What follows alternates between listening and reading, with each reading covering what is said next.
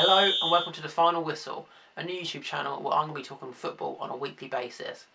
I'm going to have match overviews, referee reviews and a team of the week at the end. This week I'm going to be talking the two Manchester clubs' impressive form and Arsene Wenger, whether he's going to splash the cash on a defender. First of all, we're going to be talking about Liverpool and Burnley. Burnley just beat Liverpool 2-0 and there are so many questions that need to be asked of Liverpool. After last week's impressive performance against Arsenal, beating them 4-3, scoring some great goals, they've only gone and done a Liverpool again. Some big names really didn't step up during the match. Coutinho, Henderson, Milner, who was playing at left back, like square pegs, round holes. The stats may look favourable for Liverpool, 26 shots on target, but that means nothing if you can't get it in the net. One shot on target that was in the box, and that was Adam Lallana. But you never know with Liverpool, they could go on and win their next 5 or 10 games. And they could be a real threat this season with no European football. But they do need to sort out their left back. Alberto Moreno, absolutely dreadful. Get him out. Next up, Man City versus Stoke. An easy, comfortable 4-1 win for Pep Guardiola's side. Aguero bounced back from his 2 penalty misses to slot home early, in which was 1 or 2 goals for him. If he can keep this form up, there's no way Man City are going to be stopped for the Premier League. They're definitely title favourites, and Sergio Aguero, in my opinion, is the best striker in the world on form. The only person close to him is Luis Suarez. And obviously not Messi, because he doesn't count as a striker. It's been reported this week that Claudio Bravo was allowed to skip Barcelona training in what is thought for him to negotiate with Manchester City. That just spells good night for Joe Hart. But where will he be off next? There's been interest from Everton, and that'd be a great move for him and the club. He's still England's #1, and Sam Allardyce has said that he'll definitely be in the England squad. Hull City versus Swansea. Hull were wrote off by most people this season, and they only have 13 fit senior players in their squad, but somehow they've managed to get 6 points from 6. Curtis Davis was absolutely phenomenal in defence, as was Tom Huddleston in midfield, but their stand-up player on Saturday was Robert Snodgrass. He's got a wicked left foot on him, he's great from set pieces and can pick a pass. Just look at his pass from Maloney for Hull's second goal. He's been riddled with injuries over the past couple of seasons, but if he can stay fit, Hull definitely have a chance of staying up. Gareth Barry, of all people, was the hero for Everton this weekend. He scored the last goal in a 2-1 win against West Brom, with Macaulay getting the first for West Brom and Morales levelling. That's 4 points for a possible 6 for Ronald Koeman and Everton. Can he get them into Europe? I don't see why not. He's got the players. He's got Lukaku, he's got Barkley, he's got Morales, who's very good on form, Dale Faye, who can do the job, and new signing Yannick Bolasie. They could do with another central midfielder to partner Guy, as Barry's getting on a bit and there's rumours James McCarthy is leaving the club. With new signing Ashley Williams coming into the side and the impressive performances of Holgate, they've definitely got a sturdy defence this season. Koeman's shown that he has a tactical mind and can take on any of the top managers in the Premier League, so why not in Europe? Maybe they could get a Europa League spot and at the very most push for a Champions League spot, but it seems unlikely. Leicester and Arsenal played out a 0-0 draw at the King Power Stadium, in a game that was riddled with controversy. The first of that being Francis Coquelin. Should he have been sent off? In my opinion, no, he didn't do enough to get sent off. There's 3 fouls he's committed all game, and they were all honest attempts to go for the ball. Mark Clattenburg's done very well to keep 11 versus 11 on the pitch there. Coquelin simply cannot get into the starting 11 when Xhaka and Santi Cazorla are fit. I'd like to see them two playing as the 2 defensive midfielders, Mesut Ozil in centre attacking mid, Alexis Sanchez on the left, and maybe Walcott, Oxlade-Chamberlain on the right, with Giroud or Welbeck up top. That's how Arsenal are going to win, that's how they're going to get points. They need Cazorla's creativity and Xhaka's skill. The biggest question surrounding Arsenal is their defence and whether Arsene Wenger is going to buy a defender. They've already registered their interest in Mustafi. It's up to Wenger whether he wants to splash the cash you pay for him. 25 million, 30 million. They need another defender with Gabriel and Mertesacker out. Koscielny's just come back. He's had an absolutely amazing game for them against Leicester. Holden and Chambers, too young, too inexperienced. They need experienced defenders next to them, and Mustafi offers exactly that. They have the cash, they simply need to go and spend it if they want to challenge for this season's Premier League. They were 10 points off Leicester last season. They don't want to be 10 points off again, as they've already dropped 5 points against Leicester and Liverpool. Man United Southampton next, a comfortable 2-0 win for the Red Devils. Zlatan Ibrahimovic with a brace. People saying he's too old, he's certainly showing them wrong at the moment. 3 goals in 2 games, and he looks like he's got a lot more to offer. I haven't had my doubts about Zlatan. The English media and English fans are so cynical, even when you're bagging 30 to 40 goals a season. Albeit in the French league, there's still people questioning him and his talents. The Swedish striker is exactly what Man United need. He's physical, he's great in the air, he's got a great touch, can assist and he can score. And with the quality Man United have got behind him, there's no reason they can't go on to win a Premier League. You've got Pogba, you've got Rooney, you've got Mkhitaryan, Mata. Moving on to Pogba, which has been my favourite signing of the summer. 89 million, is he worth it? Who cares?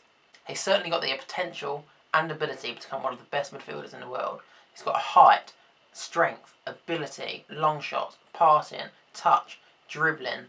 Middlesbrough are another team that have come up from the Championship that have continued to impress, unlike Sunderland, who look like they're going to have another terrible season.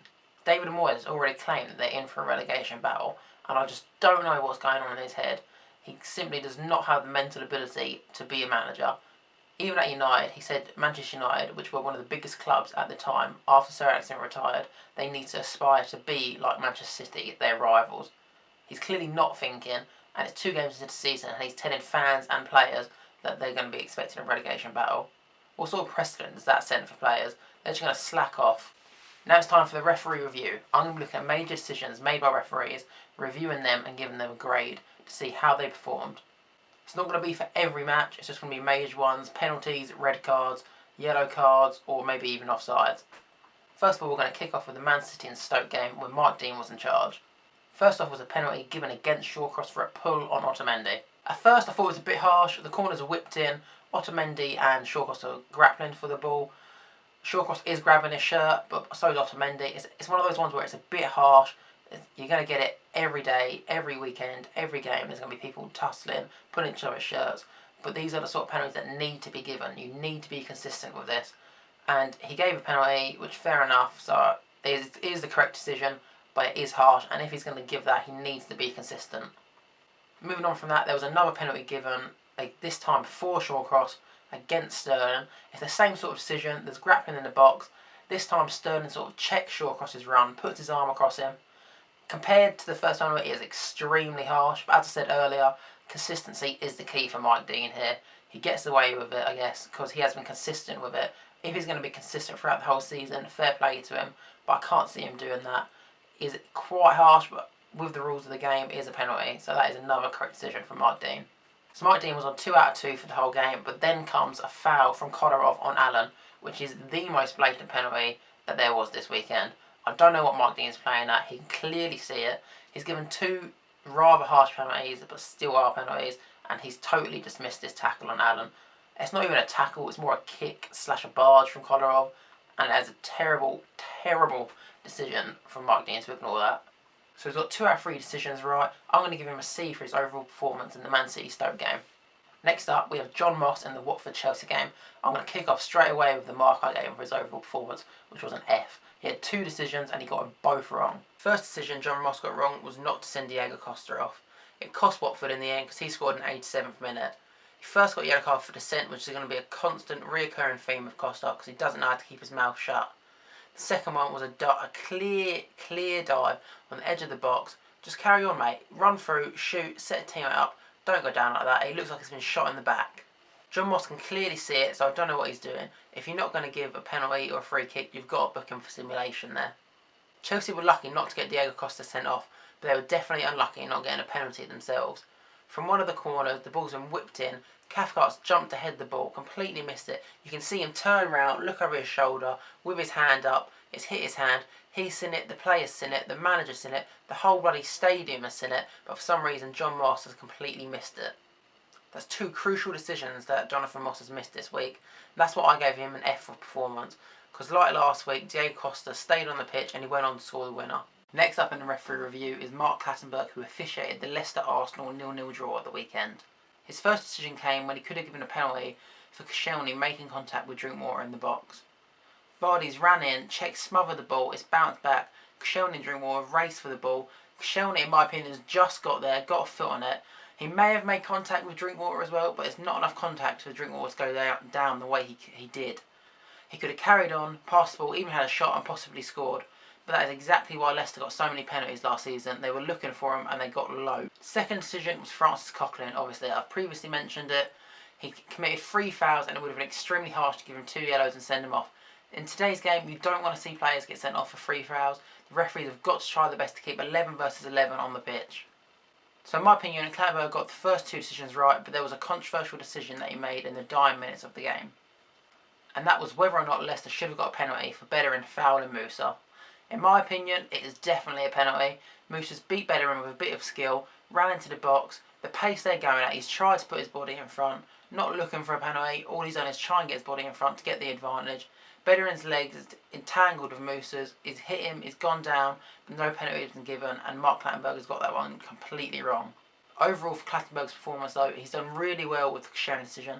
He's done well to keep Cochran on the pitch. It's a good performance apart from that decision at the end. So I'm going to give him a B for his 2 out of 3 decisions got right.